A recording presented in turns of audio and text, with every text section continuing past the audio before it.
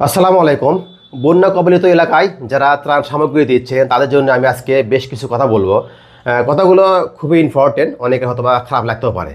যেমন দেখেন, অনেকেই ত্রাণ দিচ্ছেন, ছবি তুলতেছেন। এমনও ফ্যামিলি আছে যে ছবি তোলার কারণে এই ত্রাণগুলো নিতে আসতেছেন না। তারা কিন্তু ভালো ফ্যামিলির, অনেক বড় উচ্চ ফ্যামিলির। তারা বলছে দেখেন, বিভিন্ন সময় আমরা দান খরাত করি, কুরবানি আসলে 2-4টা গরু জবাই করে আমরা কিন্তু এলাকায় দান করি। তো আজকে কিন্তু আমাদের পরিস্থিতিটা খুবই খারাপ। তো যাই হোক, আপনারা এগুলো কইরেন না, ছবি তুলেন না। আর একটা বিষয় হচ্ছে, দেখা যাচ্ছে এই যে একজন বলতেছে যে আমরা কয়েকটা কাপড় নিয়ে যাচ্ছি, কাপড় নিয়ে আসার পর দেখি যে সবগুলো কাপড় ছেঁড়া, যেগুলো পরার যোগ্য না।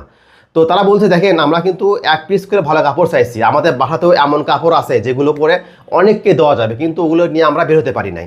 তাই যারা কাপড় দেবেন, একটু যেগুলো ব্যবহার করা যায়, যেন এই ধরনের কাপড়গুলো যেন আপনারা দিয়ে দেবেন। আরেকটা বিষয় হচ্ছে যেটা